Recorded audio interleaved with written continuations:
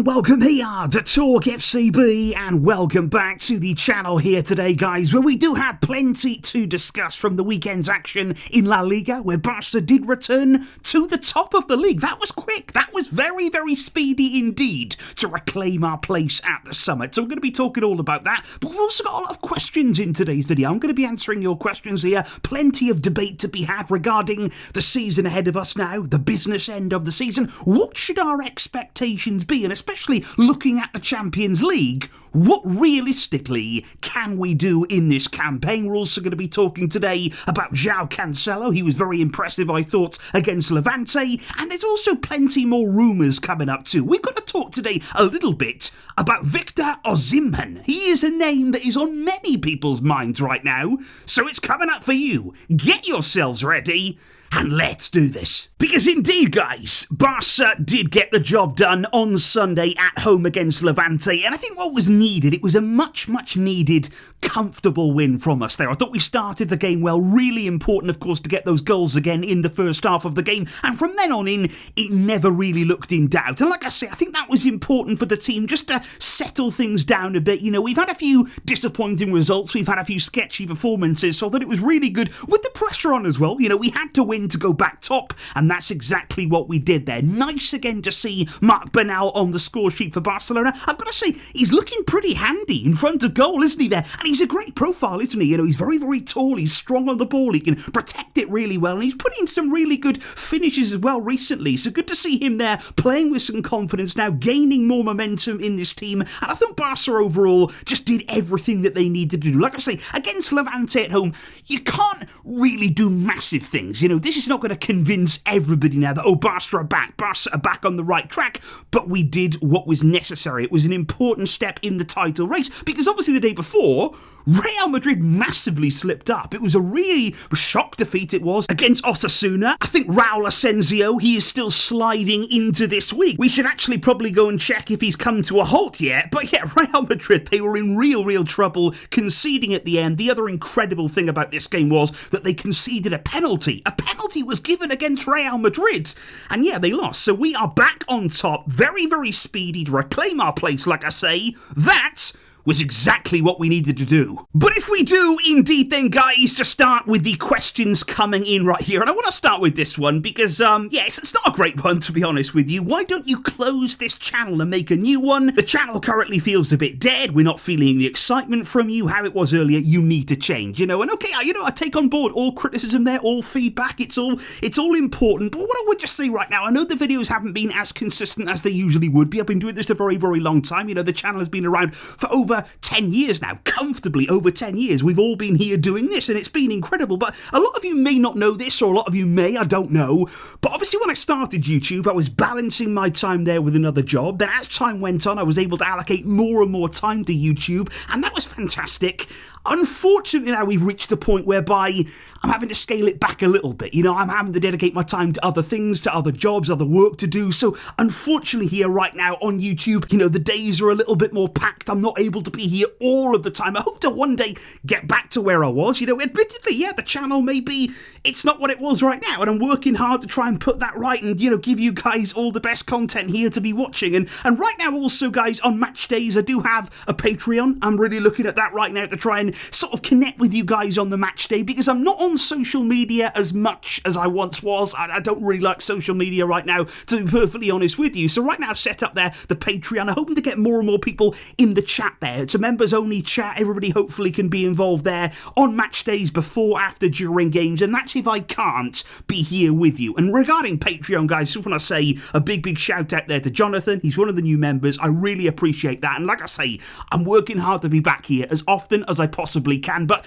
life is tough, you know, life is difficult. You've got to get by, you've got to do whatever you can. So I hope that you guys can understand that right now. But like I say, I will always try and be here with all of you. But if we do get back to the footballing side of things right now, and it's really interesting, I think, to see the reaction to Joao Cancelo's performance at the weekend there against Levante. Lots of people very happy with him. I thought it was certainly his best game since he returned at the club there. He was very much involved in the final third, influential in our goals, and lots of people saying, really, can he be more of a fixture in the team going forward now? Can he be important in the latter stages of the season? And what I would would say to that is, it depends on the game. It ultimately depends here, in my opinion, with Cancelo on the opponent that you're facing. If it's a team there, for instance, like Levante at home, whereby you're going to dominate the ball, you're going to have a lot of territorial advantage there, you're going to be constantly pushing into their final third and just really having a lot of attack in play, then sure, Cancelo's your man. Cancelo is somebody who is so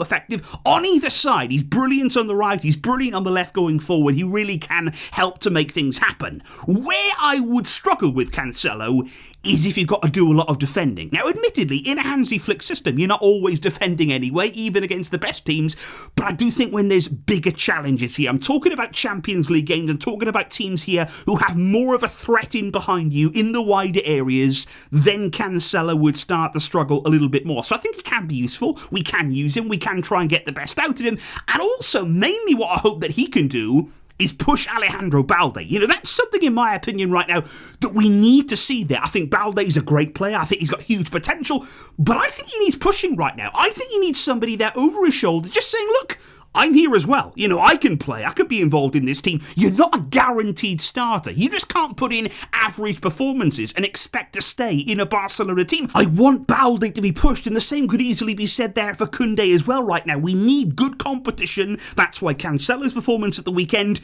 it was a good thing. It was a positive. Hansi Flick was very impressed with it. We can use him as the season goes on, but we've got to pick our moments. But indeed, guys, speaking right now about our defensive line at Barca, I've got a great question here coming in from Pritam. Do you think we are missing not just Íñigo Martínez's presence in defence, but are we also missing his leadership right now? And I think it's interesting with Íñigo, because obviously we've spoken about him right the way through the season. At the start of the season, don't forget, in the summer, when he left, every single Barca fan, we knew we'd miss him. You know, we absolutely knew, okay, we've lost one of our most important defensive players. He's gone for nothing, and we haven't replaced him. You know, immediately, even before the season started, we knew we were going to be in trouble. And I think we have missed his presence. We have missed his organisation in terms of that high line. He was so good at playing it, and he was so good at organising it. I think you've also got to understand here what his absence has done for Pau Cubarsí. I think Cubarsí has missed having somebody alongside him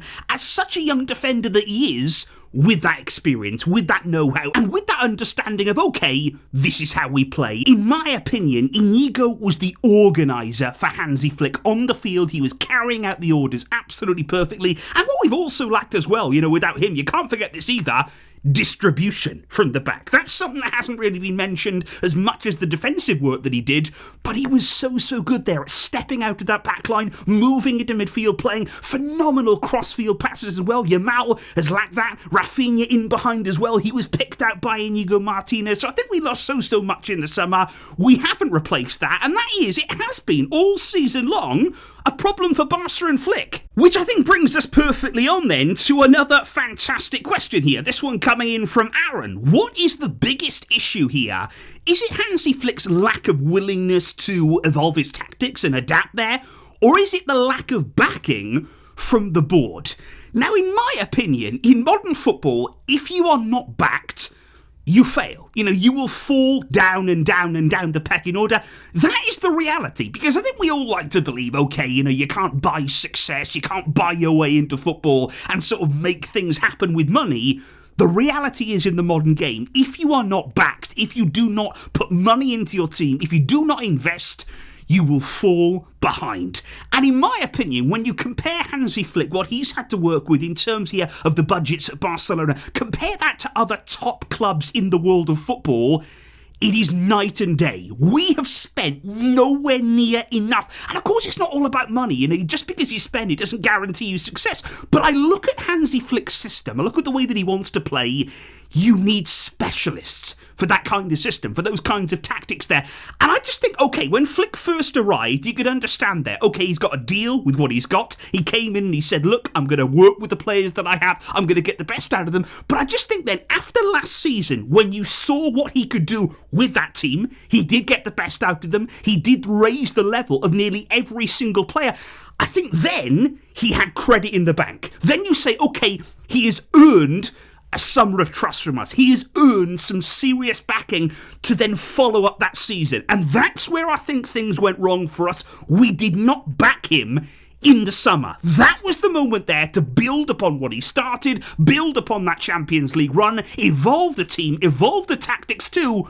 We didn't bring in the specialist that I think he needs for this system right here. So that is why I think as well, this summer is going to be crucial here. We've got elections going on right now. We believe that Flick, of course, will continue at the club. We believe that Laporta will be back in charge again. It's going to be a big summer for the club in terms of moving forward, in terms of backing the coach. Because this system, it requires special attention. It requires a lot of trust from within towards Flick, towards the players. And this summer, it's going to be massive, which is very interesting because then we talk about expectations. Then we talk about, okay, looking at the season that we're in now, firstly, what would you call a successful season? That is a great question right there. We're going to answer that right now. And another one, do you feel that we can compete in the Champions League this year, especially with the backline, or should we settle for domestic glory and accept that we're not ready yet in the Champions League?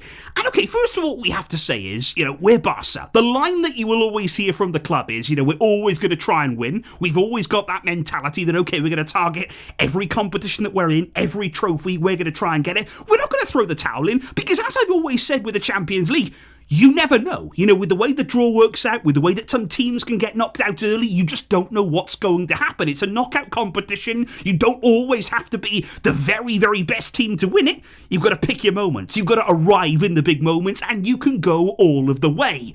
But in my opinion, should we expect to win it this season? If we're being realistic, as of this moment, we have to say no. You look again around the teams, around the world of football. I think there's some inconsistency there right now. I mean, you look at PSG, they're the reigning champions, but they've been very inconsistent this season. Of course, Real Madrid, we know how inconsistent they have been. Even Arsenal right now, they're wavering. Man City appear to be getting a bit stronger. Of course, the Italian teams are really, really struggling in Europe right now. I think there's opportunities there for Barca, but we're inconsistent too, and I think that's really the takeaway right now. I would be disappointed personally, and I think it would be a failure if we didn't win La Liga. That is something, in my opinion, we have to do. Real Madrid have been nowhere near it this season. They've changed coaches mid-campaign. It almost seemed like they wrote off their own season. We have to beat Real Madrid. We have to win La Liga. It would be a failure if we didn't. If we don't win the Champions League, like I say, I would look back at the summer. I would say, did we do enough? Did we put ourselves in the position to win it? But you never know. You absolutely never know. If you hit form at the right time, if you start to pick things up and get some real results in sort of March, April, May, you can win this. You have to believe. We have to believe. But should we expect it? I mean, probably not. Which is when we do shift some attention then to the upcoming summer transfer window. Like I say, it's going to be a big one. Do we go out and sign a striker? Do we bring in a number 9? Or do we stick with what we have? Ferran, Lewandowski, we don't know what the club is going to do yet. We've heard rumours surrounding Julian Alvarez. I spoke recently about my thoughts on him. The expense of that signing would be absolutely through the roof. And again, is he the right profile? Is he the right fit for what we're looking for right now? And I understand why so many of you guys keep saying the name Victor Osimhen. This guy, he's out there, he's 27 years old, he is in his absolute prime, and yes, he's playing in Turkey right now, he's playing for Galatasaray, but I should also mention his goals there are outstanding, and he's performed excellently in the Champions League. And what I want to say about Osimhen is, a few years ago, when he was doing exactly the same as he's doing now, at Napoli, in Serie A, in the Champions League, he was banging goals in for fun. Everyone wanted him. Everybody there was talking about a player who could be the next big thing as the number 9, who was a phenomenal finisher, who had a brilliant profile. He's strong, he's quick, he's fantastic there in behind. He's somebody who really does know where to be in terms of getting goals and delivering on the big occasion. And then it seemed like overnight, everything fell apart at Napoli. They ended up wanting way, way too much money for him. Internally there at Napoli, everything all went wrong. And then all of a sudden, he's in Turkey. And then overnight, it was like, oh, nobody wants Osimhen now. Nobody's talking about this guy as a 100 million player anymore. He's a lot cheaper now, but people don't seem to want to take the chance on him. And I'm just wondering right here, Is there a reason for that? Because, yeah, you look at the numbers, you look at the kind of profile that he is, you look at the expense that you'd have to pay elsewhere for, in my opinion, less output, less goals. You will struggle to find a striker for the value of Osimhen and who would be able to give you as many goals as he could. And immediately as well. Like I say, he's in the prime of his career right now. He is at the absolute perfect age.